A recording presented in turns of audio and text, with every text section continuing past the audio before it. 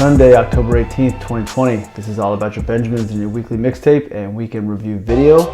Let's get right to the headlines that may or may not be impacting your financial plan and portfolio. And we're going quick mode because I got a blinking light telling me the battery is about to die. So let's get going. We're going to start off with jobless claims. So jobless claims rose to 898,000 last week. So we're seeing a little tick up. We've talked about it. That's not a huge surprise with everything going on.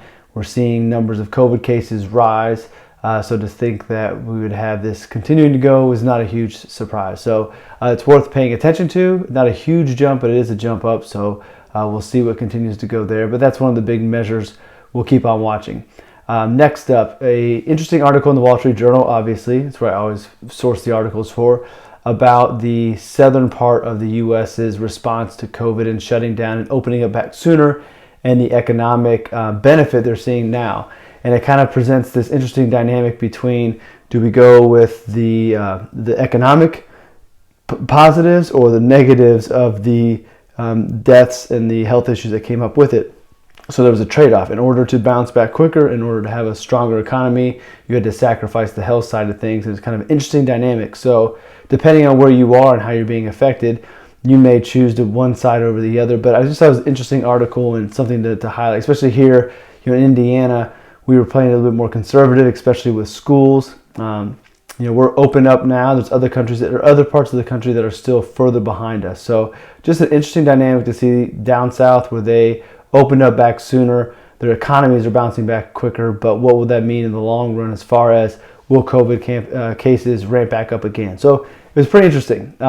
Obviously, we're a couple weeks away from voting, so the next article just talks about the long lines at early voting, which is a good thing to see people getting out there. Just be interesting to see how this continues to go, but obviously this is a big election, a lot of emotions on both sides out there, so people are already heading out. So I'm planning on voting early just because I don't want to be stuck in line all day on the 3rd, and we have an AGC meeting that day, so I have to be done in the morning. So I'll probably go vote here in the next week or so and get that out of the way. This is my opportunity to encourage everybody to go out there and vote. No matter who you vote for, just go out and vote. Next up, so talking about COVID, we have a vaccine. When's it going to come out there? Pfizer actually applied to have an emergency use of COVID vaccine by the end of the year. So the vaccine they're developing is moving in the right direction, and they're hoping that they'll have it available by the end of the year. We've seen a couple other episodes where the development of the vaccines or the medicines that they're creating in other companies, I forget who they are, were stopped short and paused for a period of time. Eli Lilly here in Indianapolis was one of those. So we'll see if this continues to go forward. Obviously, that's a huge positive. Be interesting to see what the adoption rate of the vaccine is with it being kind of rushed to market. We didn't have a lot of time, so it's natural they would rush to market, but will people be willing to take it even if it's out there? A lot of people are first adopters when it comes to technology. Do you want to be a first adopter when it comes to medicines? We'll have to wait and see. Speaking of early adopters in technology, Apple released their iPhone 12 this week. So there are 4 models. Went back and changed the design. Some they offered a new color.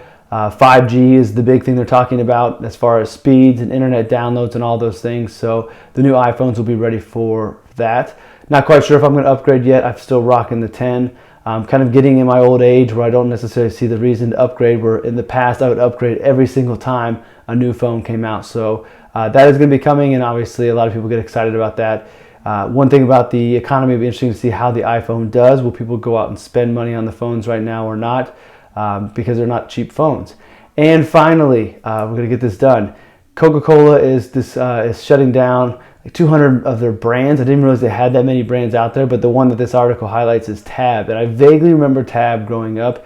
I had no idea that it was a diet cola until I read this article. Again, I remember growing up, I probably had it. I couldn't tell you what it was today if I did a taste test, but Coca-Cola is dropping Tab after, I think they started in the 70s. So for all those out there that still love it, buy it up while you can because it's going to be going away as Coca-Cola shuts things down.